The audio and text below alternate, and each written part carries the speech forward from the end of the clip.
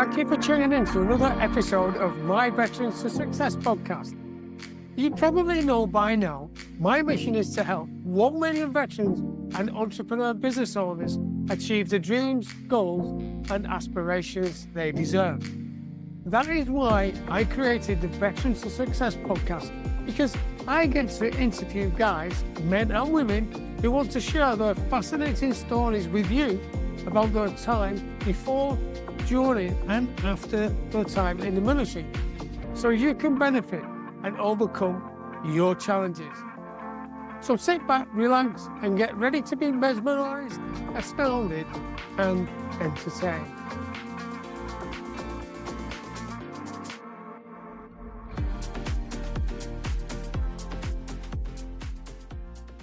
Today I have with me Gary Westmoreland. We've got a great story lined up here and lots of interesting stuff. So hello Gary, thank you so much for joining me today. Morning, Joe. Fabulous to see you. Right, so you know the score. We're going to run through various parts of your life, which has been very interesting, and I'm going to hand over the conversation to you at this point, because first of all I want to find out what makes you tick, and to do that correctly, tell me a little bit about your time before the military, please. So before the military, it was pretty normal. Did school, did my A-levels, then went to university. Studied communications at university, but through it all I ever wanted to do was join the military. Right. That was my end goal all the way through it. At career fairs at school, I would ignore all the other stands. You know, Yorkshire Water would be there, and the Yorkshire Electricity Board, as it was back then, and all the other things, and any teaching posts. I just walk straight past them and go straight to the military and speak to those guys. So that was what I always wanted. But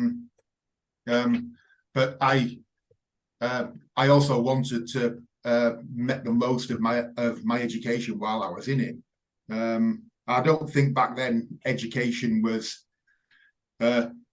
education after school, that you can educate yourself anytime now. I don't think that was the same paradigm 20 years ago. It was very much a case of get yourself educated now, otherwise you're not going to have another chance. So that's interesting. So get yourself educated now, or that's game over, sort of thing. Well, not necessarily game over, but it was at that time where the government had just scaled back all the apprentice schemes. So there was no apprentice schemes going on. I was very lucky. My entrance into university, 1997, that was the last year that they did local government grants. Oh, of course, yeah. After that, the grants stopped, and then shortly after that, we saw this meteoric rise in student loan costs. So I managed to get through university on it was something. I think I got something like a £3,000 loan, local government grant each year, and that got me through. And I got through university came out with minimal student loan costs. So I was incredibly lucky. Yeah. Well, when I say game over, that was because of the conversation we had prior to today, where it was game over in the respect that there were no more, the education wasn't paid for you anymore, effectively. Yeah, absolutely. Yeah. And what did you study at uni? That was communications and media. So it was totally focused even at that point on communications, yeah. Well, it was a very different communications act. That was much more human and journalistic communications, and proxemics, the study of the personal bubble space that you have around you. Yeah. And how interesting did you find that, and how has that set you up for later life, so to speak? Oh, it was a long time ago now, but I don't know. I don't think I ever really used it. I think unless you're going into something very specific, like one of my friends has just completed a master's in database, no, data centers. And then he's gone into global technology solutions position. So he's using what he learned. Whereas unless you do something very specific like that, I think all people look for is to show that you can actually study to that level. But obviously I then joined the army as a soldier. So for a long time, you're not really using that ability. And that's not to knock soldiers, because I was one myself, but for the first few years, you are just towing the line. You're not really doing anything academically demanding. Which moves us on actually to the next point, because you always wanted to join the military, right? That was without a shadow of doubt. So what prompted you? Was it dive straight in as soon as you leave university, or what did you do? When was it? Yeah, pretty much. So I graduated in July 2000, and by November I was in the military. Came home, got a couple of bar jobs just to tide me over. Then spoke to the careers office. Initially had aspirations as joining as an officer. That didn't work out through various ways and means, and the way the army was back then. And it was probably for the best, given the way my career worked out. I think I'd have been a terrible officer. I think I'd have been truly, truly terrible. I've got to explore that. What makes you say that? Well, without going into the sordid details, back in the early 2000s, you could really enjoy Germany. And I really enjoyed Germany. And had I been an officer, that just wouldn't have worked. Right. Okay. So yeah, I'm in hindsight, I'm incredibly glad it worked out the way it did. And us constantly been the black sheep. Yeah. And us being ex-military, I know exactly where you're coming from with those comments. Yeah. Okay. Moving swiftly on, right? So you join up, you did basic training, and how did that go? And what did that cement in your mind that you knew this was the right thing? Basic was brilliant. Basic's one of those things where you're not necessarily enjoying it at the time, but when you look back on it, you can't remember a single bad moment. And I think that's because you are just embedded in that team building, that team cohesion thing right from the start. And you're building that camaraderie, and you have got to work as a group. If you just go in there wanting to work as an individual, then I think you'll soon get found out that you're not a team player. So you've got to work as a team player. You've got to prop each other up. If someone's, I don't know, just they just can't grasp the knack of getting their boots to that particular polish, because it was back then, you start to polish your boots, then you'd help out. Or if someone was running out of time because their organization just wasn't quite there yet, then you'd grab a couple of their shirts and you'd give them an iron, and then get them back in their locker in time for when the inspection arrived, and things like that. And from day one right until the end of week 12, it was just that constant thing of camaraderie, team building, looking out for one another, all from the get-go. And there wasn't anyone in it, in my group, who would be labeled a numpty, or someone who's just rocking the boat for the sake of it. We didn't have any of that. Just had a really good group right from the start, which is very fortunate, and it's not by accident, actually, because you obviously gel. So you passing out parade. Where did your posting take you? So did pass out parade from basic, then had to go to trade training at Blandford. Right. So did 12 weeks at Basingbourne, and then off to sunny Blandford for 18 months to do trade training, to become a technician, as we were known back then. So sat twiddling my thumbs in Kahima Troop. Any Scalies out there will know all about how mind-numbing that is. twiddling thumbs in Kahima Troop, and then finally started trade training, and that just goes on and on and on. And how long was that again? That was 18 months. Started in February 2001, and then didn't leave until July 2002. So by that time, then it's pretty much embedded in you. Oh yeah, yeah. By that time, and yeah, then off you go to your first unit, and then you're officially classed as a soldier. You're no longer in training. But obviously, your military career goes from as soon as you start basic for me, because I joined up at 22, but you're not really classed as a real soldier until you fully finish your training. So did that, and then popped off to 7th Brigade for 3 fantastic years. And what was your most challenging time there, and your most memorable, do you think, at 7th Brigade? Oh, most challenging.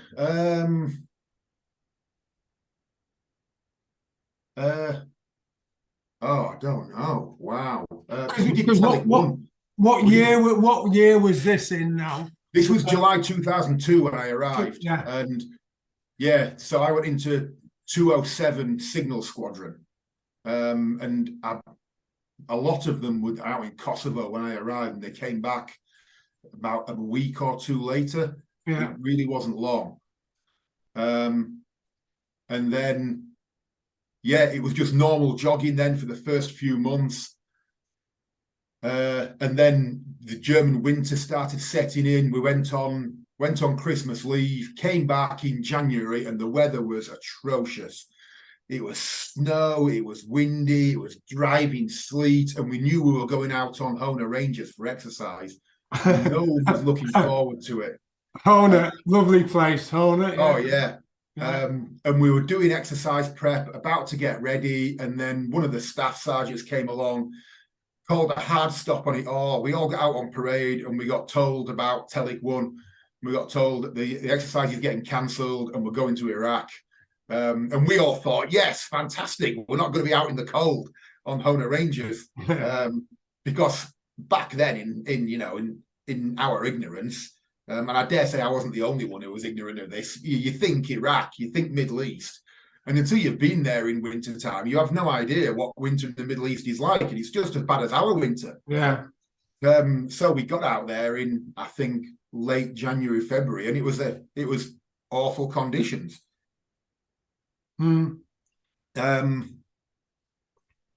Yeah, we arrived as we did. We got laughed at by the Americans a bit, because we'd gone out there in such a hurry that we were still in green uniform, still with green vehicles.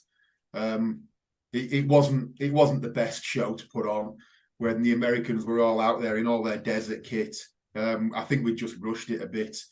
But that wasn't a fault of the MOD. That was a fault of the politicians pushing us into it too fast. But there we go. That was one of those things, and we got our desert kit, and the vehicles got painted while we were out there.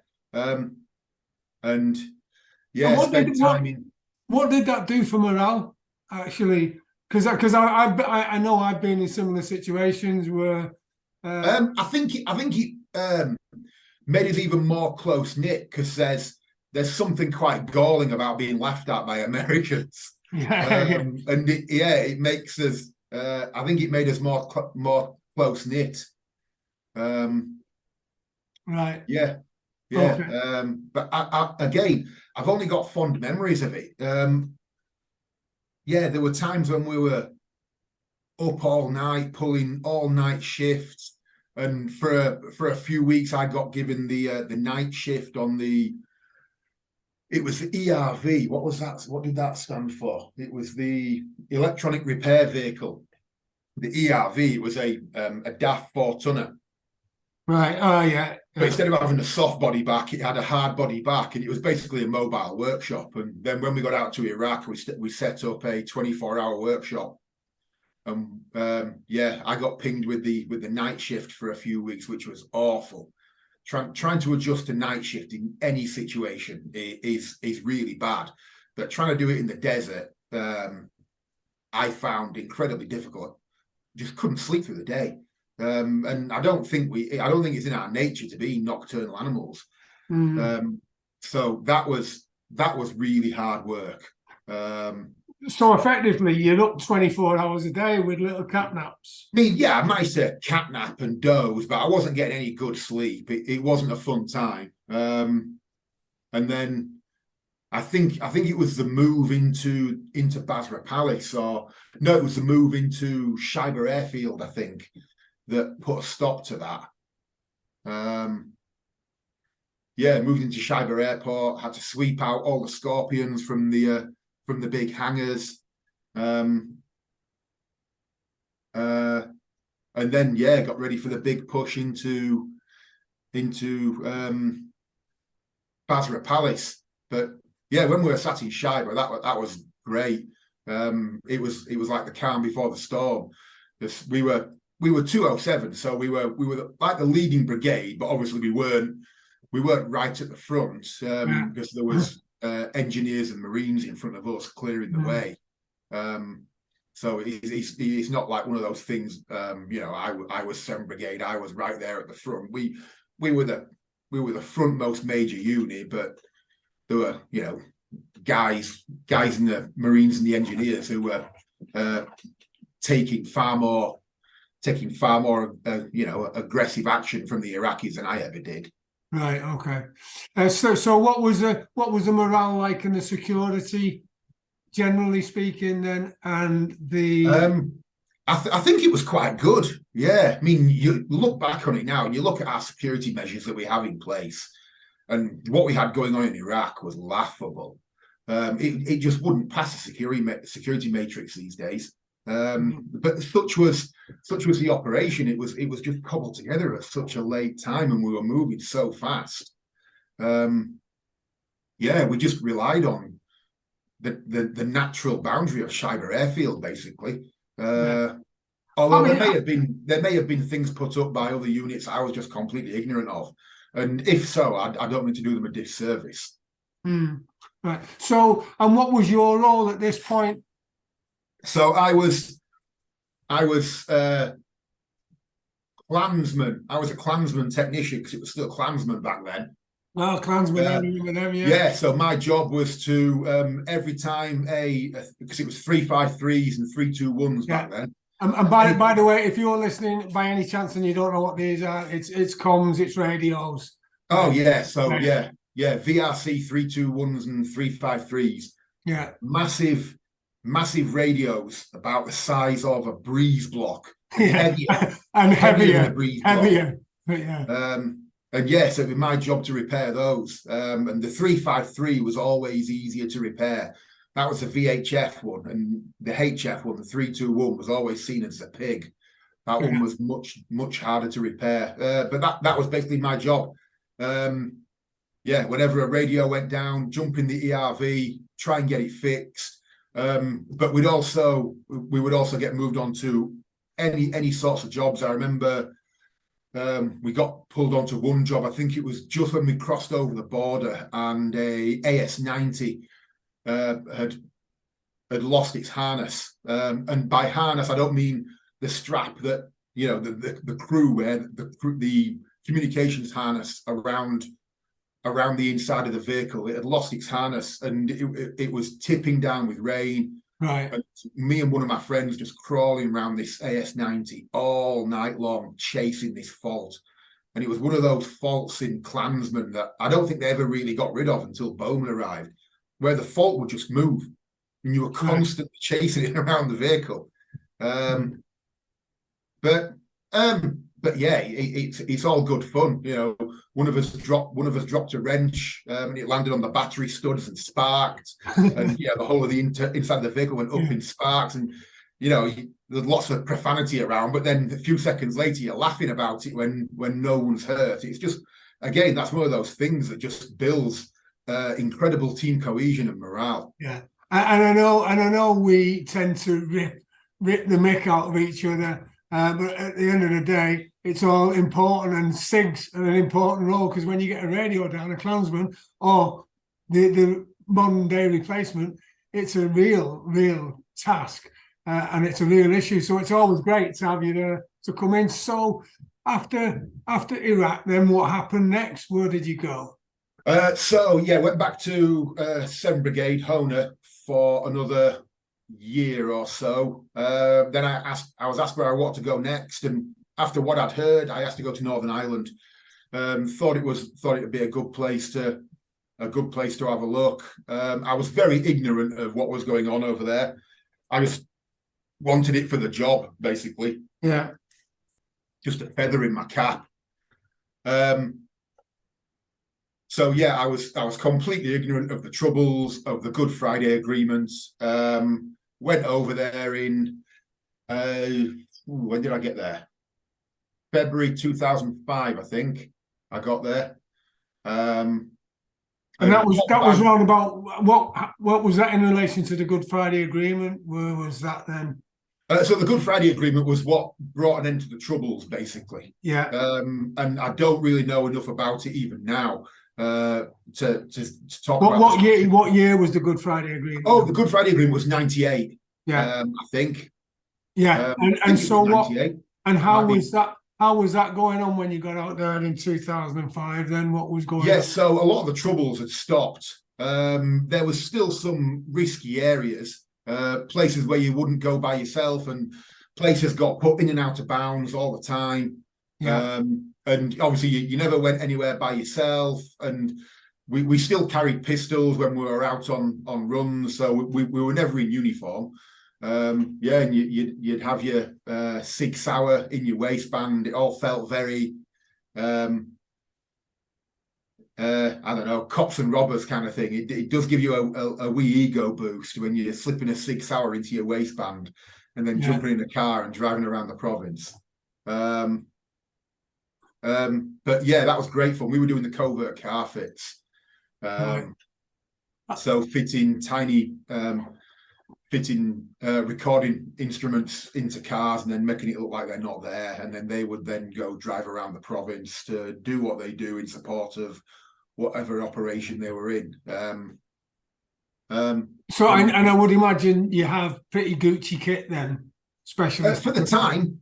For the time, it definitely was. Yeah, looking at it now, it would be laughable because it was all analog. There was very few digital things. Towards the back end, we got a couple of digital instruments, but most of the time it was still analog tape recorders, which was very, the risk on that is huge when you consider the amount of noise that they make and the chance of a button popping and making that clicking noise. The risk that the guys in the cars carried was massive. Yeah, it would be, and so that was your security tour, so to speak. Have you ever wondered what is going to happen to all your knowledge, wisdom, and skills when you die? Yeah, me too. That is exactly the reason why I created joeteam.com, so I can leave a legacy for my children and for other successful people who are just like you. For less than 40 pence per day, you get access to valuable business and life resources gained from my over 37 years in business and 15 years in the military. These world-class resources are designed to help you achieve the goals, dreams, and aspirations you deserve. So visit joeteams.com now to find out more. That's joeteams.com, joeteams.com to find out more. And I would imagine that you experienced some ups, highs and lows, and I know you're a pretty positive guy, so it's very difficult. Having chatted with you on a number of occasions, I know that you look at things pretty positively. Yeah. And you tend to blank out the less attractive stuff, shall we say, which is great because it's what us guys in the military tend to do generally. So on that subject though, what part of your career, whether it be on that, because I know we're going to come on to some other stuff in a minute, which is quite amusing and also quite death-defying, if you like. So what about Northern Ireland before we leave that subject? What about the highs and lows? Again, the highs was the camaraderie. It was a small group of just five. No, I think there were 7 of us all in total in JSG, Joint Support Group. So really tight knit. And obviously you're out of uniform for 2.5 years. You're helping each other on the kit. You're going out drinking together. You're never alone. Obviously, when you go back to your own room, you have your own time. But Yeah. whenever you're doing something, whenever you're out at work, you're never alone. Low points. Wow. I remember when I first arrived. Just because I've been the new guy into the group, and they've already got their existing rapport, and you've got to try and find a way to get into that. And yeah, we clashed heads a bit. Me and the staff sergeant at the time, we clashed heads. We couldn't find a way forward, and then we just agreed to go for a beer and talk it out. And it turned out we were clashing because we were both so similar. It's one of those things where you see, I don't know, you see a reflection of yourself and perhaps don't like what you see, and you clash over it. And it turns out we were so similar. We were both reading the same books. We both liked the same music. We had a quite a similar background, and going for this beer was the best thing. So it cleared the air. It made us realize all these things we had in common. And from that moment onwards, which it didn't take us long to get to that point, maybe only a couple of months. Yeah. Then from that moment onwards, it was just the best working relationship. And I had a really, really fun time with him. And then when it came to get my DV developed vetting further down the line, that staff sergeant at the time was one of my best referees for a reference that for that DV.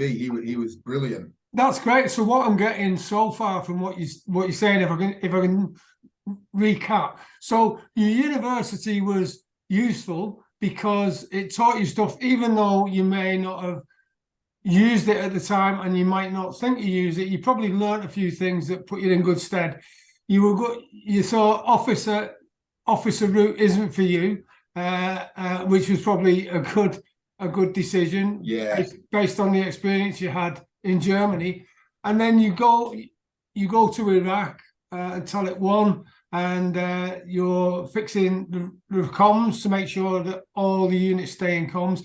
Then you go over to Northern Ireland, have some interesting challenges. And the biggest one, what I'm getting through on this, is just because you don't get on with someone straight away, you should get to know them, go for a walk together, have chat, or maybe have a beer, which I know is common in the military, to go and have a beer, although you can have a cup of tea just as easily, and just get to know each other and find out, and then you can become the biggest mates, and looking towards things, because then he goes and gives you an absolute astounding reference. Yeah, absolutely. And yeah, it is taking that time to get to know someone, swallowing your pride about it. And the military is a great thing, obviously, because I spent 22 years in it, and you don't do something like that unless it's something you really enjoy and you think it's great. But it does have a propensity to perpetuate a certain sense of machoism and masculinity, which sometimes gets in the way. And I think that might have been just the case in Northern Ireland. I think it was just, maybe a bit of machoism, bravado, getting in the way, and just refusing to see sense for a bit until, and I give all credit to my staff sergeant. He was the one that suggested we go for a beer. I think I was just refusing to budge. Right. And that's just a maturity thing. That's something some people are far better at that kind of thing. And that's one of those things that I had to learn. And it is a maturity thing. And you just got to learn that butting heads isn't necessarily the best way forward. Taking the time to get to know someone, lower your guard a bit, and be more willing to accept other people's methods. Yeah. Because there's always something to learn, always. Even if it's something that you learn and you learn, right, I'm never going to do that. It's still a lesson. Yeah. But I think a lot of the time it's a positive learning experience, and you learn, well, that's how to do that in the future. And this was one of those occasions where it was, stop butting heads, calm down, come down off your soapbox and just talk. Yeah. Because every day's a school day. Mm-hmm. And it was interesting as well when you got out to Iraq, the Americans having a laugh at you, because I remember something when I was with the Americans and we were working. I was engineer support, so we were doing all the battle sims, and we put on an infantry display that was unbelievable. And then the Americans did their version, and you could see the difference in the training styles. Certainly, enough said. But the thing, well, we were shining. Right, we were shining, and of course, I had a few experience where politicians send us around various places. What was the morale like when you didn't have the right kit, and then having to beg, steal, or borrow to get the right kit until the politicians sorted things out? From what I remember, morale never dipped because we were so young. We were so young and so driven, and just wanted to get the job done. And obviously, the staff sergeants, the WO2s, the WO1s, and the more experienced officers, their morale might have taken a hit because they were more experienced, more weathered, longer in the tooth, and as you know, the further you get into your career, the more cynical you tend to become, that's when something goes wrong, that's when you really start to bitch and whine about it. But at that point, we were so young, so driven. We were just enjoying the fact that we were out in Iraq, out on Telic 1 with the Desert Rats, really doing what the Desert Rats are famous for. That it didn't affect morale at all. We just laughed it off. And then talking about becoming more experienced and older, if you like, and then more cynical, where did you go to? Because you've had a 22-year career, which is fabulous, and thank you for your service, by the way. What happened after Iraq, and how many more tours did you do then? So after Iraq, it was Northern Ireland, then back to Blandford for my class 1. Then I did my first stint with the reserves in London. Then after that, I got that fantastic year-long stint in Diego Garcia that we talked about. Yeah, which we're going to spend some time on. Right. After Diego Garcia, I got the electronic warfare post in 14 SIGs in Wales. End of the earth, but an absolutely stunning location once you eventually get there. Then after that, I got NATO, second time in Germany. Far different experience to the first time. Absolute chalk and cheese. Apart from the alcohol was still there. And then did Joint Force Headquarters in before you unveil everything, right? Because I don't want you to do that yet, because I want to explore that, because I know there was some very interesting times during that. I just wanted to touch on that part of your career. So what did you do in the reserves? It was in London, wasn't it? Yeah, it was. It started off as 41 Signal Squadron. Yeah, 41 Princess Louise Signal Squadron, which was part of 31 SIGs. And then as the reserves are constantly getting re-rolled and massaged by MOD and always changing, 31 SIGs was disbanded and we came under 38 SIGs. And at this point, what was your role? So I was PSI Tech, Yeah. permanent staff instructor technician. So Were you a staffy at this point, or? no, I was a stripey. I was a sergeant at this point. All right. Okay. Yeah. Yeah, so we had these fleet of 4-tonners which had these huge HF radios on the back, and it was, what was it called, long shot or something like that. Right. And basically the role of the squadron was to provide contingency communications to this secret installation inside a mountain across in the States in the event of a electromagnetic pulse taking out all transistor based communications. So everything with a transistor in it, the computers that we're talking on, walkie-talkies, all Bowman radio, all Klansman radio, it's all got transistors in it. Yeah. Whereas this stuff had valves in it. And valves are immune to electromagnetic pulses, whereas transistors aren't. So it was that's interesting. Right. And yeah, we'd set up these massive HF dipoles, hundreds of meters across, and just communicate across the Atlantic in these huge HF shots. And it wasn't always the most, it definitely wasn't the most efficient form of communicating, but yeah, we did it. So that was the role of the squadron. So it was my job to maintain those vehicles. Right. And maintain the Klansman fleet as well.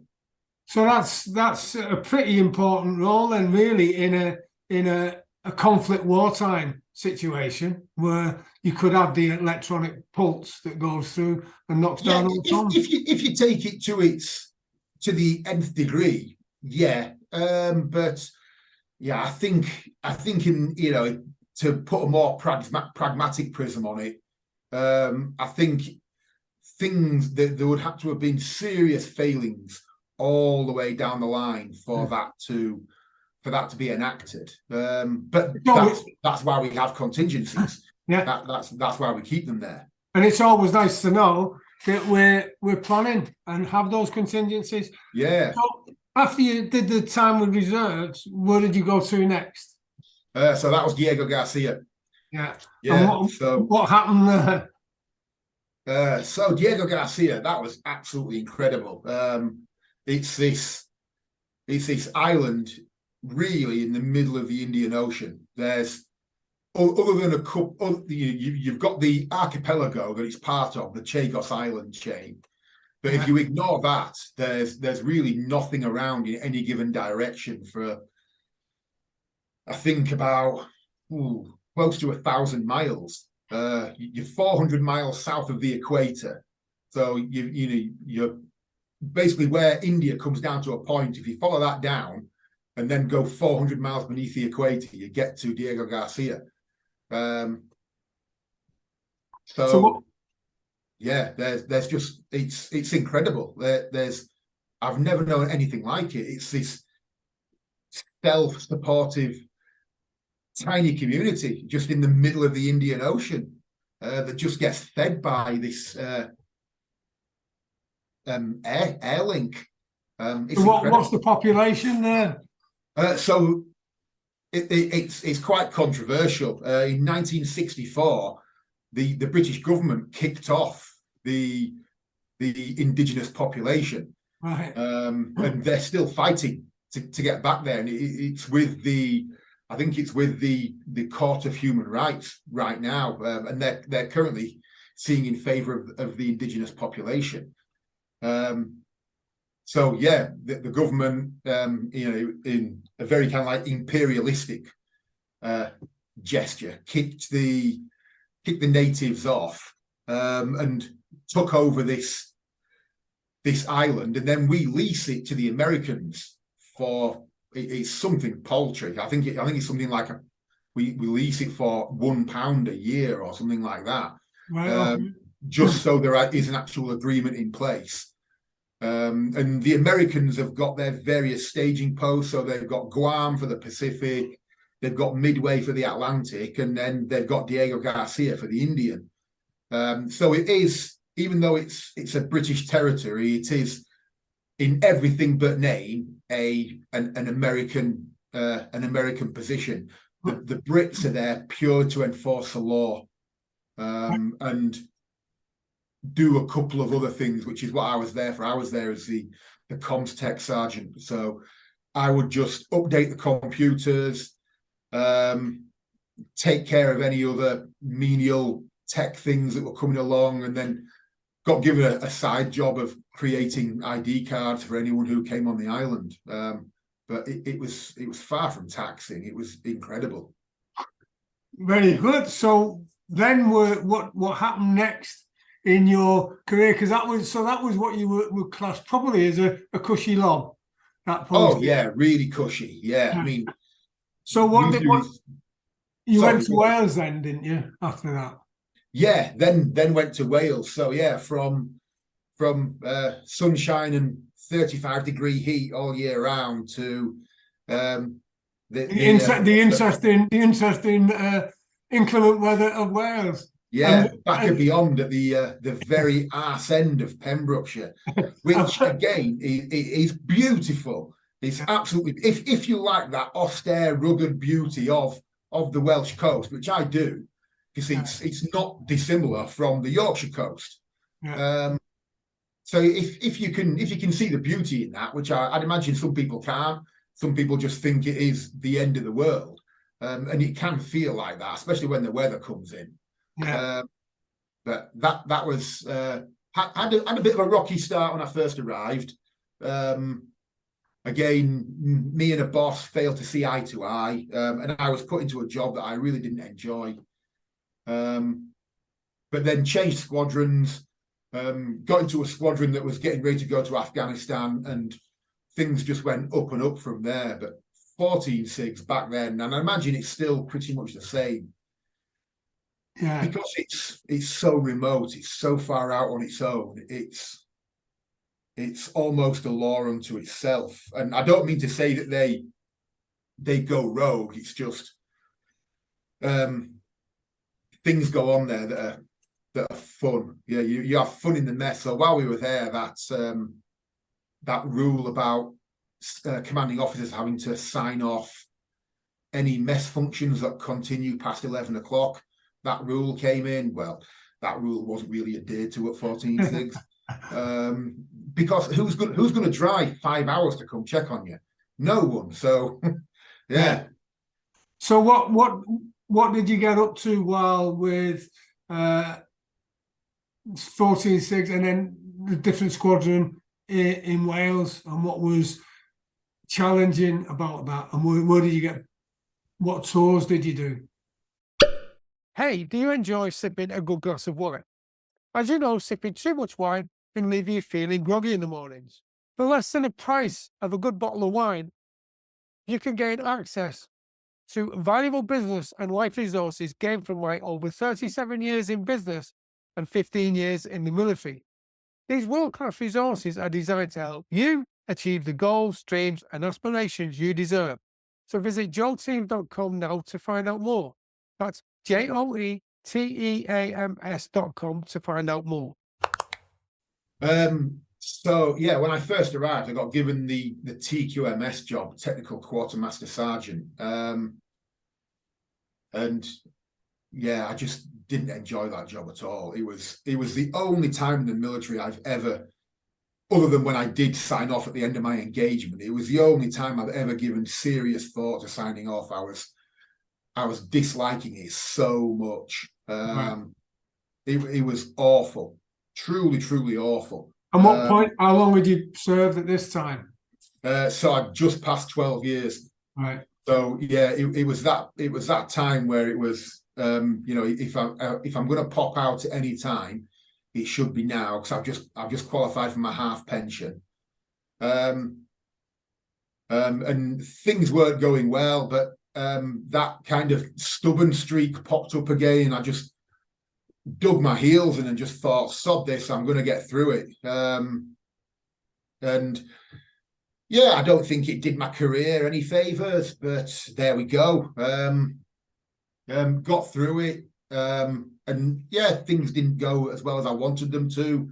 but ended up changing squadrons, got into a different squadron, and things immediately looked up, just started working towards going out to Afghanistan straight away, dropped into the pre-deployment training cycle. Again, had a fantastic staff sergeant, and I was the sergeant in charge of all the guys. So I took all the as much off the staff sergeant as I could, made sure he wasn't dealing with any of the trivial niff-naff stuff that came from the lads, so that we could get on with training. And yeah, the training cycle was incredible because we were working with GCHQ on a project which involved these cabins bristling with antenna, which we took out to Afghanistan, and they just soaked up all the mobile communications for it to be translated later. So that was a listening in exercise. Yeah, but we got to go down to Cheltenham, work hand in hand with GCHQ on the development of these things. It was really good to see a different side of defence that's not aligned with the military or the MOD. Obviously, GCHQ stands separately, but it's still very much defence of the realm. And GCHQ was so accommodating with us. And a few of them were ex-military, so they understood what we were going through. And yeah, it was a steep learning curve. And then when things went wrong out in the province, there was a few moments where, especially when you're out in a fob, away from Bastion, and a fob being. Oh God, what does a fob stand for? Forward observation. Forward observation base. It's amazing how quickly you forget these acronyms. As soon as you remove from the military, it's just like delete purge, and you start forgetting these things. Especially when you're out in a fob, and things, if a part of the equipment falls over, it can start to feel very real very quickly. When you know that there's no one to you can't open the door and shout for help. You've got to get it fixed. And what sort of pressure did that put you on? Because I know it's a very, like, we're in a very comfortable environment now. Like we're sitting in our homes or office, having a chat.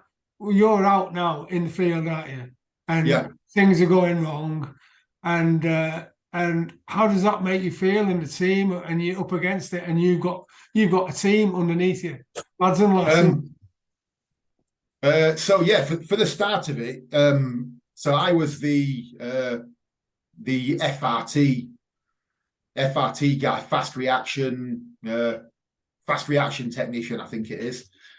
So if ever a piece of equipment broke, needed a new circuit board or anything like that, then I would grab that, jump on the helicopter, and zip out to that site. But then I ended up working on one of the cabins when someone had to go back to the UK for an operation or something. So I ended up doing about a 10-week stint on one of the cabins. And the first time something went wrong, it is a 5p, 50p moment. But we were, when everything's up and running, we had our own chat group with all the other cabins.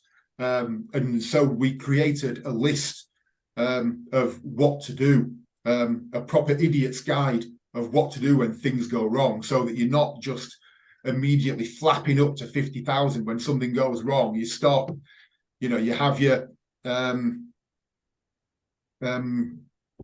what do we call it? Condor moment. You have your Condor cigar, you have your Condor moment. And then you interrogate this list, and you find out what's going wrong. So you check and you find out the first thing that's gone wrong, and then you just work your way down the list and fix it systematically. Because when you feel that panic building, if you let that panic get hold of you, you can just end up pinballing around the inside of the cabin. So you've got to take a deep breath, have faith in the list, the fault process, and just go down it. And yeah, when that worked, you'd get back online, you'd start chatting to everyone else, and you'd whatever lessons you'd identified, you'd then put that back into the fault process, and it just became this bulletproof fault flow chart that we developed over the period of the tour. And after, after, when it's happened twice, really, you're on top of it, and something goes wrong, and it just becomes second nature, and there's no more panicking. It's just like, oh, this has gone wrong, cool. Press that button, pull that out, push it back in, press the button, and you're up and running again. And yeah, the process becomes slimmed down and really fast. But that's just the nature of these things. You become more comfortable with it. Yeah, and what I'm getting, right, because as you know, I run a mastermind for business people and also veterans. And what I'm hearing, right, is that this group was created as a mastermind, if you like, where you created this Bible of fault finding, solution driven document that you could always refer to. So you felt part of the team. That'd be about right, wouldn't it? Yeah, very much so, because it was just this open document that we could all feed into. And yeah, it helps, the younger guys who perhaps weren't as comfortable with the equipment, but we'd all been on it for the same amount of time. And yeah, for the last I only did 10 weeks on my cabin, so I wasn't on it for that long. Then I got brought back into Bastion. Where was the cabin? Where was the cabin based at? Oh, mine was at a place called Sturga 2. So you're out in the field. It's pretty remote, is it? Yeah, it was over by Garesht. Right. Yeah. I think Garesht was the nearest place to it. It was up on top of this plateau. Fiendishly cold in the night time, but then lovely and warm on through the day. So yeah, that's where I stayed on my cabin. But then I got brought back into Bastion. Had my mid-tour leave, my R&R. Lucky enough to get back for New Year's Eve. Spent New Year's Eve back in the UK. Then went back to Afghan. I think I only had about 8 weeks left when I went back. But yeah, by that point, the lads had been on the cabins for so long that they were just absolute ninjas at it. They were mitigating against things going wrong, and when things did go wrong, they snipped it in minutes few. Whereas before, the cabin would go down for 30, 40 minutes at the end of the tour. By the end, they weren't going down at all. That's fabulous. But then, the cabins got handed over to a different squadron after we came home, and unfortunately, all that knowledge got lost. And that's just the way of these things. Unfortunately, in that handover takeover process, you can hand over the fault process sheet, but you can't hand over 6 months of innate knowledge that you've got in your head. And that's just the nature of the tour cycle. New people come in and it is start all over again. And that's that's a great pointer for how important it is to be able to store information in business and have a secure site, which, I mean, all that work and all that knowledge just gone. Yeah. So then you went to NATO then, and what were you doing in NATO? I can't remember my official job title in NATO. So it was basically the troop sergeant, basically just looking after all the guys who were there to run the NATO satellite equipment, because this was one NATO single battalion, and they had, I don't know if they still have, satellite equipment that's it's completely different to what we use in the UK. It wasn't Reach or any of the stuff that I was used to. It's this bespoke stuff that's built for NATO. So you've got that learning curve of getting around that. But then you've also got the learning curve of dealing, you're suddenly thrown into this multinational culture, and different nations working different ways. And a lot of the European nations are far more relaxed than the Brits. The Brits tend to want to get stuff done at 100 miles an hour. For whatever reason it is, I think it's just drilled into us to get stuff done quickly. Because we've been on an operational, at this point, we've been on an operational cycle for so long, that it was just second nature to do stuff quickly. But it's also that old adage of the faster you get it done, the faster you can get to the pub. Whereas a lot of the European nations were very, very relaxed and far slower. Remember, we went on this huge 10-week exercise in Spain, in Zaragoza, and we all got there, got set up, and the Italians still hadn't arrived, and they finally arrived a day and a half late. Me and one of my friends went down there to help them get set up, and they were pulling all their equipment out, and the first thing they set up was their coffee machines, and they just would not get to work, even though they were a day and a half late. Refused to work until they had a coffee. So yeah, we're 36 hours behind schedule, and the Italians are just sat there chatting with us, having an espresso, refusing to work until they've had a coffee. And had the coffee, and then it's like, right, now we can get to work. So it's like, oh, cool. Now we're 37 hours behind schedule. Cool. And what? How did that impact on your psychology? Did it frustrate you? Did it make you laugh? Did it? Oh, laugh. Me and my friend will look at each other like this is incredible for all sorts of reasons. Like, how can they work like this? Well, why aren't we allowed to work like this? And how do they get anything done when they're like this? When the coffee is the most important thing. But that's the nature of NATO. It's all about every country supporting every country, and so for that you can't knock the Italians, because they knew that they were going to be supported by everyone else there, and that's what NATO's there for. Yeah, and that's what teamwork's about. And I mean, you could also say that the Italians should have been, they should have been more prepared, but they're Italians. They're horizontal, and until you put them behind the steering wheel, in which case they want to get there yesterday. But other than that, they're absolutely horizontal. They're brilliant. So that was quite an eye opener, seeing how other nations worked in relation to the Brits. And so then you've had been at NATO, which is interesting. Being at Shape, I've visited Shape in Belgium, and it's always interesting to see how different units in different countries achieve success, or what they think success is, and how committed we are to getting the job done as quickly as we can, because the sooner you get it done, the sooner you knock off, as you've already said. So you've knocked off from NATO now, and where are you off to next? Where was this? Around about your 14, 15-year point?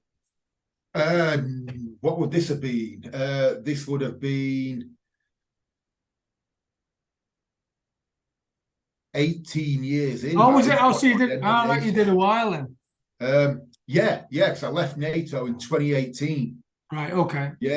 Left NATO, got promoted to staff sergeant, and went to Joint Force headquarters in Northwood. And that was incredible, a real eye opener. I'd never heard of it when I got posted there. Didn't know what it was. No one who I spoke to knew anything about it. And it's one of those positions that for officers, it's really well advertised because it's a blue ribbon posting. for the officers. If officers can shine at JFHQ, they're pretty much guaranteed promotion, and they've got something to brag about for the rest of their careers, Right. because it's such a high tempo, high pressure environment. For the soldiers, especially in the Royal Signal, because I can't speak for soldiers in other corps or parts of the army, it's not well advertised at all. Because I didn't know anything about it, and I was asking people at NATO, I was asking my friends across the corps. No one had heard about it. No one knew what it was. So I accepted the posting, but went into it completely blind, not knowing what it was, which I think is, I think that's a failing on behalf of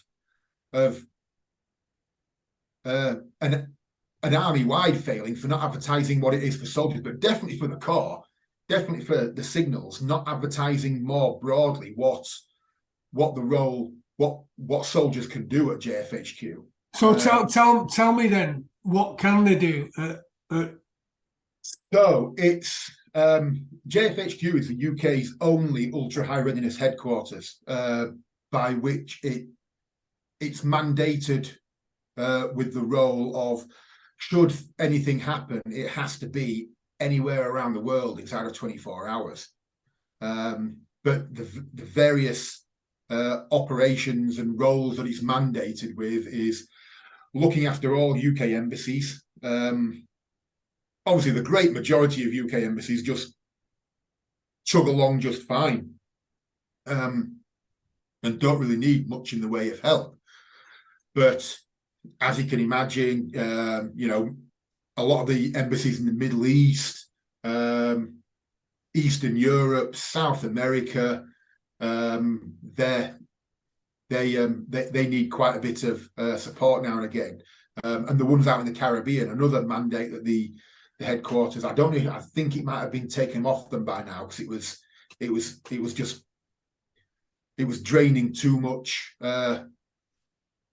away from the headquarters, was hurricane overwatch for the Caribbean. So there's hurricane season every year, and there are substantial British assets out in the Caribbean. And if they get hit by the Caribbean, then the headquarters would spin up, and they'd send a team out there to get the ball rolling on the recovery process. So effectively, it's a world quick reaction force then. It really is, yeah, but it's a benign quick reaction force. In my 2.5 years there, never went anywhere with a weapon. You never go in with weapons. You always go in civilian clothing, and you get your diplomatic passport. You're always there in a benign diplomatic role. So it's that, again, it's another side of defence that hither to that point I'd never seen before. And it was truly eye-opening at times to see it, because you have, instead of being on the outside looking in, which you normally are, such as both Iraq and Afghanistan, you're just doing what you're told. The orders come from within MOD to you, and you do what you're told. Whereas there, you get the inside line into PGHQ, and people are briefing you about when the whole headquarters was briefed, then they would tell you what they're going to take to Whitehall and what's going to get pushed into Whitehall. So you really are there in the middle of all the machinations of defence, which the first time you behold it's quite something to see how quickly and how efficiently defence works at that point, and how capable people are in those positions. And I don't mean that bragging about me. It was just a posting that I got that I accepted. I think some people there really do hunt it down to go there, because they want the kudos of it, and they've got that self-belief that they are as capable as they believe they are. And when you see it happen, you realise, these people are exceedingly capable. They can really do what needs to be done. Well, I mean, having said that, I know you're not bragging because you're not that type of person. For you to get the posting means that you had something about you, obviously. And you mentioned that it's not widely publicised to soldiers, whereas for officers, it does add kudos to their career and CV.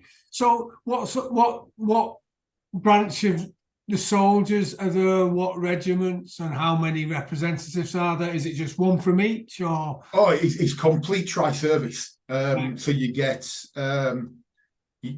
every single branch of a headquarters, one, G1 through to G9 there, Yeah. but it's all across tri-service. So Army, Air Force, and Naval personnel there. There's signals, there's INCOR, there's artillery, engineers, REME, infantry. There's everyone there.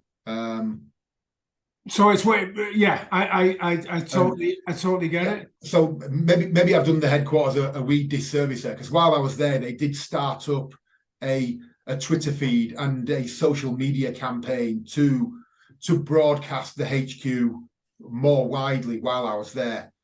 So I think I've done it a bit of a disservice. Well, maybe it was moving with the times, and at that, indeed, before that time though, it wasn't recognised. So now, before that time, I think the culture of the HQ was to keep it very much below the parapet and not make the headlines. Because I remember when the decision was taken to really improve the headquarters standing on social media, I suppose. Yeah, because I remember when I was serving, a lot of the time, my mum always used to say to me, "I haven't got many photos of you, Joe, or Joseph," and she knew that we didn't take photos really. No. So, yeah. No, well, you can see from behind me, I don't have any regimental photos. It's just never been my thing. I don't really enjoy seeing photos of myself. I'd much rather put my own photos up that I've taken of places that I've been. And also because of the sometimes the places or things I was doing that we didn't really speak about. So yeah. Oh yeah. When you go into UK embassies, obviously it's tacit in the understanding that you're not going to take photos. Yeah. So you've spent an interesting time there, and then where did you go then? And then I went on to my final posting, working with the reserves again, 37 SIGs in Sheffield. Right. I wanted to come back to Yorkshire for my final posting. I'd had my house here in Yorkshire since 2012. I'd pushed for York ever since then and just never got it. Pushed for York for my final posting, still didn't get it. Got given Sheffield. My one up after I got Sheffield, pushed back against it and said, "This is his last tour of duty. Can he not have York?" And Glasgow, in their infinite wisdom, turned around and said he either takes Sheffield or he goes back in the bag with everyone else. So I wasn't going to call their bluff. I just took Sheffield. And that might have been a blessing in disguise. I think the reserve regiment where I landed, 37, it didn't have, I think when I first arrived for the first few months it did, but then COVID hit. As soon as I arrived, the week I arrived was when lockdown started. So immediately went into remote working, but there weren't enough laptops to go around at this point. So I carried on travelling in and just working out of an empty reserve centre. But then we came under a different formation and we never got handed an operational mandate. So it became an incredibly easy job because there was no longer that UK operations resilience side to constantly be prepared for, because we hadn't been given this mandate. So it just became a normal jogging job, which is exactly what you want for your final posting. And the ops major that I had, an incredible guy. He was happy to just let us if we needed to get away for anything resettlement oriented, he was just happy to let us get away as long as our desks were clear and there was no work pending. He was like, yeah, cut away, do your job. Resettlement's important. You need to make sure you're getting out feeling comfortable. And you can't ask for more than that. And if I'd have got to York, I don't know if I'd have had that. Obviously, it would have been, you would have had the greater support that you get from a regular regiment, but you also get more oversight that comes from a regular regiment. So I don't know if I'd have had that sort of liberty to just conduct basically my own resettlement. But it was fantastic. It was just what I wanted. And made some great friends. And yeah, it was just I think it was a nice way to pop out, because it meant that for the first time in my career, even though I've had my house since 2012, I was never able to live in it. Apart from weekends and on leave. Whereas having this final posting just 45 minutes down the road meant that I could finally live in my house, which gives you that sense of what it's going to be like when you leave the military, because that's what I'm now doing. I'm living in my house. I'm going to start going to a regular civilian job, just going out Monday to Friday, 9 to 5, which is what I was doing there with the reserve. So it removes you from that living in a quarter, living in the mess paradigm, and gives you that this is what it's going to be like when you leave the military feel kind of thing.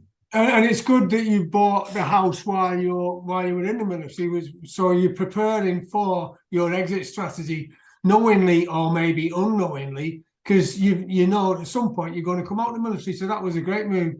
Well done. Now, I mean, I thought I'd left it too late. I remember buying my house in a real panic, because I've spent the first 12 years of my military career just basically just drinking my wage away. And buy cars and booze. That's basically what my wage had gone on. So interestingly, what would you say to younger people if they're in the military or even if they're not? What would you say? Well, especially now with alcohol doesn't seem to play a role with younger generations that it did with, say, my generation and your generation. So I think they'll be less inclined to waste it on alcohol the way I did. So I would tell them, but on the other side of that, there's less opportunity to go on tour and come back home with that tour money. So I would tell them, save straight away. If you're not spending it on booze, wasting it on booze. But I say wasting it, there's so many memories, great memories I've got with friends from going out for drinks. I think wasting it is the wrong term. If you are going to spend it on booze, then that's your choice. But if not, then I would say invest in property as soon as you can, or not invest, but get property. Right. So it's coming through to just be careful with your money, and it was a good move that when you can afford it, that you can save and then buy a property to prepare you. What we haven't covered, I know, and we had a chat before. I'm interested in that tour you did, and if you tell us who you would when you went to Belize, was it? Oh yeah, so that was in Northern Ireland. Because I wanted to link it, and I noticed you hadn't told us about that. So if you just go back to that, please, and tell us what year it was. Yeah, so that was April 2007, I think it was.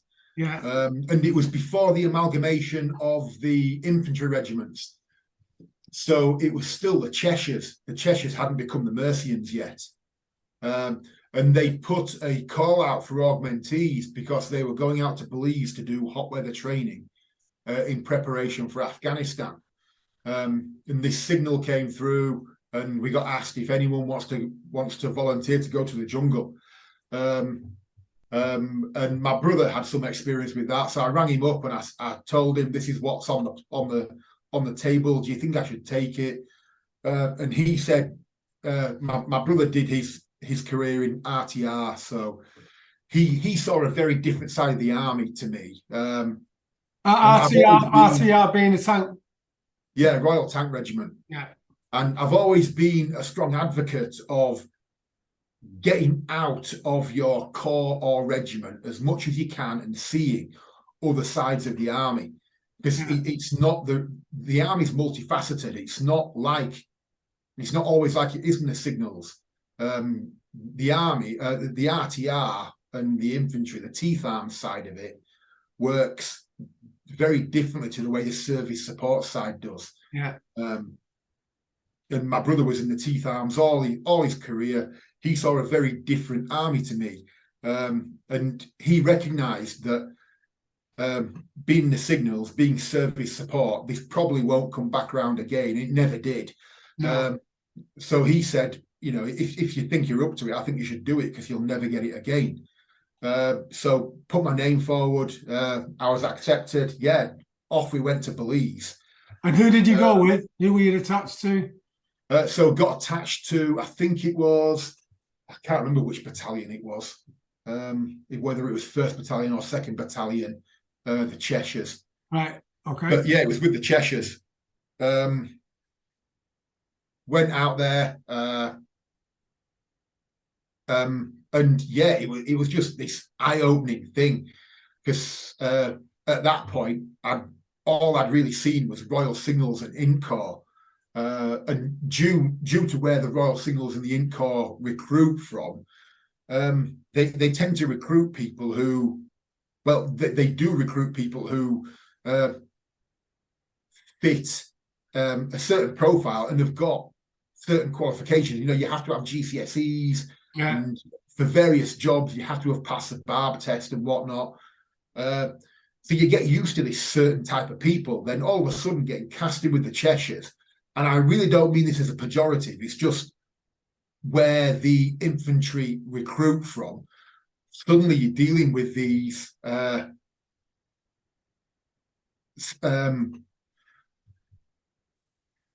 kids who are just rough and ready kids. And they're not as academically strained as probably someone who's going to be trained in much rougher around the edges, proper soldiers. We all like to say that when you're in the army, you're a soldier, but and you are, no one should ever take that away from you. If you're in the army, you are a soldier. But there's being a soldier, and then there's being in the infantry. And once you work with the infantry, in my mind, I never lost respect for them again after that. What they do is just incredible. They spend their whole career on their feet, yomping from place to place. And they have this ability to switch on this aggression, because a lot of them were Scousers or from the Northwest area. So by and large, really friendly, really jovial, always cracking a joke. But then suddenly when it came to do the infantry attack, they just flick this switch and they just turn into these aggressive people who just get the job done. And I was just in awe of how efficient they are. And the orders process, it's something that, unless you're going to go to, I don't know, maybe Hereford, the orders process is something that we teach in promotion courses. And then that's about the only time you're ever going to touch it. Whereas the infantry, they live and die on their orders process. It's something that is ingrained into them. So I've never seen it done that way, done so efficiently and so effectively. And from that regard, you can see why Blandford brings in an infantry instructor to teach the orders process, because it is absolutely their bread and butter. but it was the most eye-opening time. We were there for, I think, from start to finish, we were probably there for 5 weeks, maybe a bit more. But we then went out to the jungle, stayed there for 31 days straight. And what sort of things did you get up to, and how was the weight loss regime? Oh, so I was made the commander's radio man. So I had all my kit plus this great big Bowman man pack to sit on top of everything. So I was blowing right from day one. Just everywhere you go, you've got this big heavy pack, and until you've been to that part of the world, you've got no idea what the humidity's like. It's a physical weight. Yeah. You step out the vehicle when you first get there, and this weight of humidity just lands on you, and it never goes away. It's there daytime, nighttime, all the time. Luckily, we just missed the wet season, right. So other than the occasional shower, we never really got wet. And what sort of friendly creatures were you sharing your bed space with? Oh, so we got told, you get given a brief when you first arrive there about all the wee beasties there and what to avoid, and if you see this or hear this, then don't do that. And there's a snake native to Belize, called the fer-de-lance, which I think is something like the 4th most venomous snake in the world. And on top of that, they're aggressive. So, if you wander into their perceived territory, they will have a go at you to make you leave. Whereas a lot of snakes will scarp, or a fer-de-lance will have a go at you. And we got told this story, whether or not it was apocryphal, I've got no idea, of a Royal Irish who was there before us. And you get told never leave clothing on the ground. If you're going to take something off, immediately put it in your day sack. Don't just drop it on the ground. Yeah. We got told that this Royal Irish guy had put his top on the ground, his U-back or something, picked it up, pulled it over his head, and there was a baby fer-de-lance in it. And the baby snakes are, in some ways, more dangerous than the adults because they don't know how to moderate their venom sac. Right. So they just empty the full venom sac, whereas the adults learn how to moderate that. So this baby just emptied his full venom sac into this guy's face. This is what we're told. Again, no idea if it was true. But quite worryingly, I don't know if they've changed it now. They don't keep the antivenom there in Belize. The antivenom's kept in Florida. And right. From a fer-de-lance bite, you've got about 4 hours until your internal organs start to liquidize. Right. And it takes between 3.5 and 3 3/4 hours to get you to Florida. So it's really, really close if you get a fer-de-lance bite. Luckily, none of us did. One of the guys got bitten by a bot fly, which is a disgusting thing.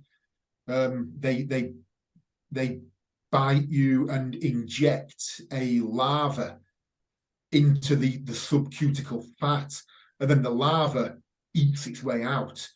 Right. Nice. And the best way to get it out is to starve it of oxygen. So you cover the hole with Vaseline, so that the larva starts to suffocate and starts to come out through the hole that it's gone in through rather than eating its way out.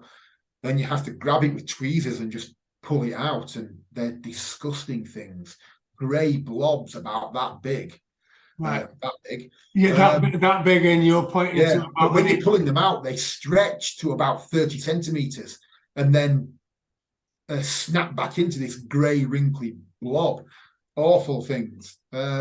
Saw some big spiders, and then these trees with horizontal spikes, which were known as bastard trees because they're always there in the wrong place. Whenever you put a hand out to lean on something, you end up on one of these, and it's bastard. So they got called bastard trees. And we woke up some mornings and there was panther tracks that had gone straight through the harbour. Obviously they weren't in, but we were all in hammocks. You have to be off the ground, because of all the wee beasties that come out during the night. So we're all asleep in hammocks. Yeah, this panther had just strolled straight through our harbour, panther tracks all the way through it. So then we decided to put on panther watch, but what can you do? It's pitch black, and a panther's black, so and it can move silently. But they're not interested in us. We're too big. You'd have to be wandering out by yourself for a panther to be interested. Yeah. And then we did a river crossing for the that's what so tell me about the river crossing. The river crossing, that was quite an eye-opener, because we got in the ribs, and we moved down river to the place where we're going to do the river crossing. The ribs being the craft, rigid inflatable boat. Moved down river to where we're going to do the crossing. We got briefed up about it, because there was real crocodiles here on the river, and you can hear them jumping in, the splash of the entry into the water all the time, and they are big things. So what was your briefing like? The briefing, from what I can remember, it was we all tied our Bergens together into a big ring to make a raft of sorts. And then we all just started wading out, holding on to this raft of Bergens. And I'm pretty sure we changed to live ammo before we did it. I'm sure we did. We got rid of our blank, changed to live just for the crossing, and then changed back to blank on the other side, and just wade out. And then you're holding onto the raft and doggy paddling across the river. And we got told, if you feel something tug on your legs, just start screaming, so we all know what's going on. But whatever you do not let go of the raft, because we'll lose you if you do. And that's the kind of thing that really brings across the potential danger of what you're about to do. But luckily, nothing did happen. We made it. But when we were partway across, we did hear this big splash of a crocodile going into the water. And we all just kind of like looked at each other, like, as you do in those situations, you all look and do that nervous smile and start giggling. I suppose that is a safety briefing that you pay attention in, isn't it, really? Oh, yeah, absolutely. Yeah. Fabulous experience. Absolutely fantastic. So thank you for that. And I'm glad we did come back to that, because the river crossing, especially when you've got crocs in the water, having a look what they're going to have for lunch is an interesting thing to have to consider, really. So we've gone through your military career, and what I'm getting is hidden in all of that. It's about being prepared to put the study in to make sure you get promoted, and also recognizing that sometimes you're going to make one or two cock-ups and maybe not get promoted as you could have done, because things haven't gone right for one reason or another. Maybe you've played too hard or something. But the fact is, if you just stay with saving your money, right, but buying the property when you can, working hard to get promoted, is all as track to your success. So what's the secret of your success then? And I know you've probably I've been looking at this question, it's something that I struggle to answer, because I just don't view it in that way. It's probably that little stubborn streak in me coming out again. It could be a massive stubborn streak for all I know. I've never been the person who's chased promotion. Never. If promotions come along, then I've accepted it. But I've never gone out of my way to chase promotion. I've just got on with my job. And there are times in the past where my standards haven't always been as high as they probably should have been. Maybe I clashed with people who, looking back on it, maybe I shouldn't have clashed with, and I think that cost me certain. I think that kept me from promotion at times, but that's just what it is. I'm happy with those decisions.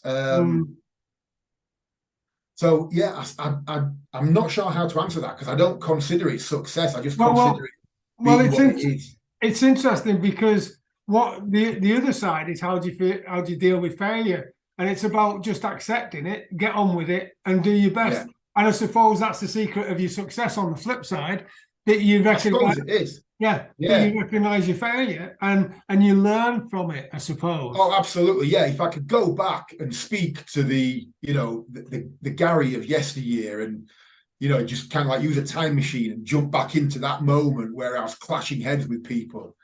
Yeah, I would push myself to one side and just be like, stop it. Yeah. Stop it. You are clashing heads for the sake of it.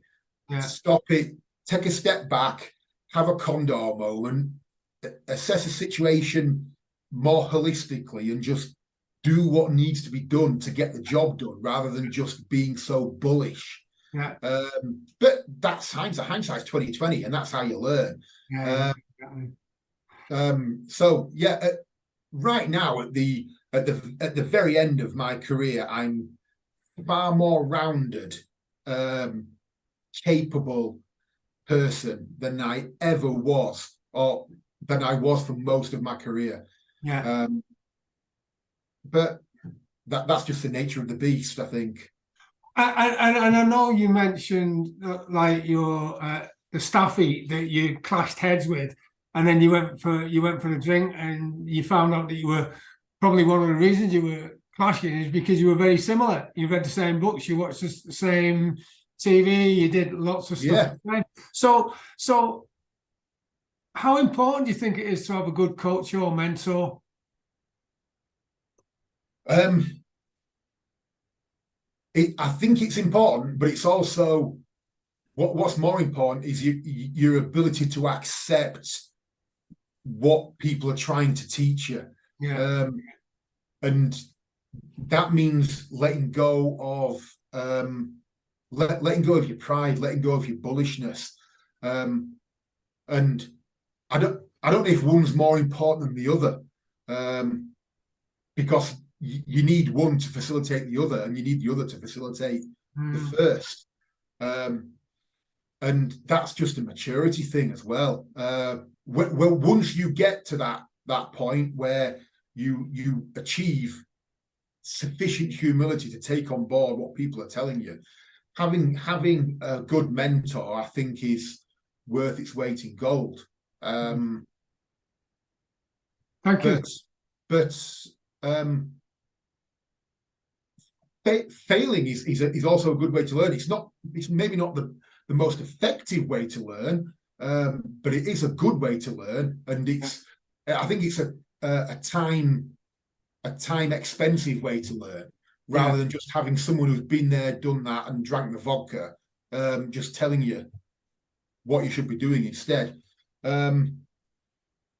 So yeah, a good mentor can be invaluable, but it's also dependent on you to be in that right situation to accept what a mentor is telling you. Yeah, and open. Which I always wasn't. Yeah. But my past is my past. It's no one else's. It's mine and my own. Regardless of what failings I've got, the only way to accept that is to own it. So I'm more than happy to admit to being a bit of an idiot in the past, because that's the only way you accept it, is to own it. Yeah. I'm a much better person for it. And it's interesting that you recognize that. And I know that a lot of the people I work with, that once they've come to a position of acceptance and recognition that they maybe could listen and be open, then that's when the change happens. And I know that you mentioned how important it was with your teams, especially when you were out in the Ulu and in different observation posts and just being isolated. So I know you're just on your transition now to Civvy Street. From what you know about social networks and teams, how important would you say that is to your career in the military, and then also looking forward to your time on Civvy Street? It depends what cloth you cut from. My brother is my brother will he'll talk a brick to death. He can just talk to anyone. but his social circle is incredibly small. Whereas I have my core group of lifelong friends, and then I have a smaller circle of military friends. And when it came to leave the military, my brother just knew exactly what he wanted to do. He left the military, just said goodbye to it, never looked back on it, and just started his brand new career. And he's just completely cut ties with the military. Doesn't have anything to do with it whatsoever. Whereas, but he knew exactly what he wanted to do. Whereas I was less sure of what I wanted to do. So I'm incredibly grateful to my circle of friends and support system that I had around me. Especially my friends, my lifelong friends who were non-military. They've been supportive in more general ways, in the ways that friends are. Whereas my two really strong military friends who both got out, one got out 18 months before me, the other one 4 months before me. They've both been absolute rocks. And they've thrown interviews my way. They've done CV tutoring with me. They've done interview tutoring with me. And I don't think I'd have got to the position that I was, where I was, where I had a good enough interview to impress the job that I've impressed the company that I'm taking the job with. If it wasn't for them. Good, thank you. So in that regard, they've been invaluable. So what you're saying effectively is a social network is good, and I know that we met. It is if you cut from that cloth. Whereas for my brother, it was never an important thing. Right, okay. Yeah, it was never an important thing, and he literally just left the military behind. Everyone he knew in the military just left them behind. Right, in the context of the question, though, your brother will be making a social network outside the military. So it's about how important a social network is rather than it being attached to the military, if that makes sense. True, yeah, and I think a social circle is important because, especially with lockdown and mental health being at the forefront of everyone's thinking now, as it should have been for a long time, but again, that's just one of those things we learn. Yeah, having a social circle, having people to depend on, people that you can talk to, people that you can just download onto, just dump a stream of consciousness, vent onto them is incredibly important. Yeah. But it's also important to be there at the other side of that coin for other people as well. Yeah. Exactly. And there's a lot of gratification to be had from that when you are there to be that person of support for someone else. Yeah. It makes you realize how important that structure is because it's self-reinforcing. Good. Thank you so much. And before we go, this is a question that you may not appreciate fully yet, because you've just left the military now. Having a stab in the dark though, how transferable do you think your skills are that you've gained in the military to Civvy Street? Massively transferable. I still think there's a stigma out there in maybe talent acquisition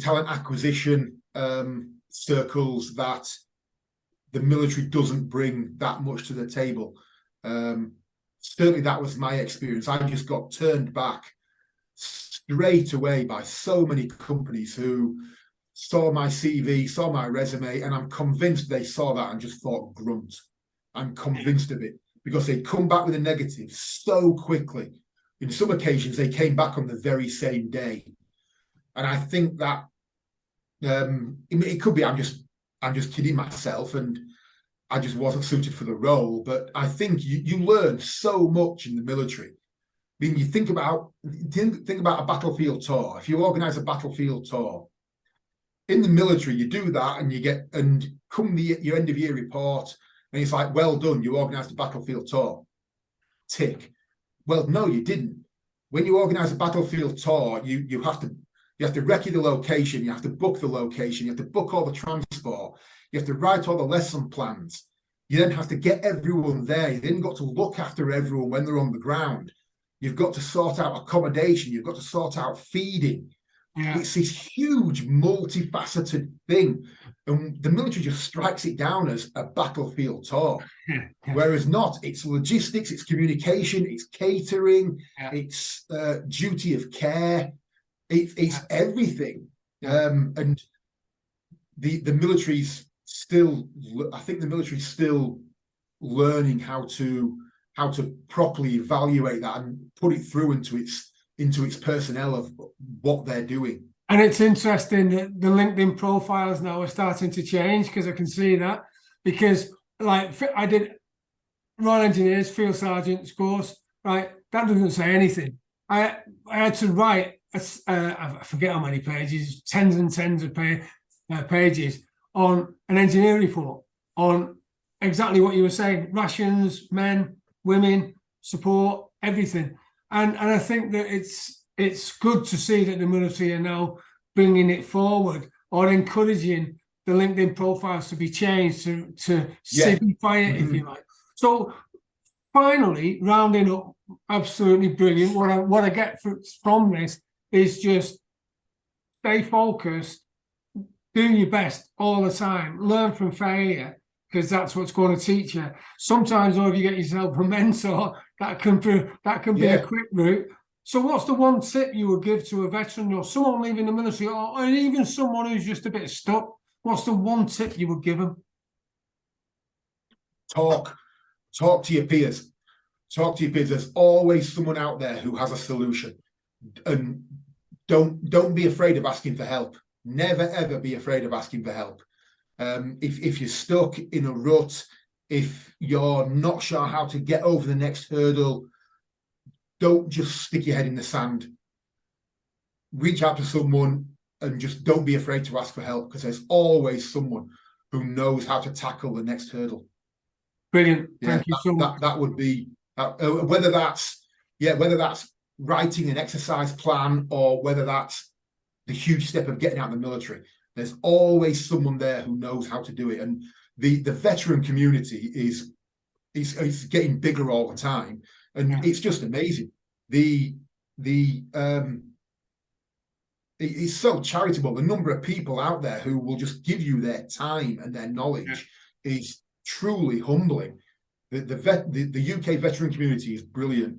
So if you're getting out, get your fingers into that veteran community straight away. Don't wait until you're out. Start getting your fingers in there 12, 18 months out, and let people know that you start your transition to be a veteran. People will come to you with help. You won't have to wait for, you won't have to go to them. People will, but it helps to be proactive, but people will also come to you with help. It's fantastic. So never be afraid to ask for help. That would be my point. That's brilliant, and I think that comes through for anyone as well as someone who's getting out of the military, someone who's a veteran, or someone who's in business. Always ask for help, because there's lots of people who will give it you, and that's precisely the reason why I started this podcast, because it's all about creating stronger links, stronger places where you can get information. So Gary Westmoreland, thank you so much for your time today. Most interesting, and until I see you again, have a brilliant day. Thank you very much, Joe. Stay in touch, and I'll see you again soon. Cheers. JoeTeams.com is a resource I've created to fulfill my mission to help 1 million veterans and business entrepreneurs like you achieve the goals, dreams, and aspirations they deserve. JoeTeams.com is jam-packed full of valuable resources specifically designed to help you on your journey to success. Visit JoeTeams.com now to find out how you can join and start your journey to success immediately. That's JoeTeams.com, JoeTeams, JoeTeams.com. And until we meet again, have a brilliant day.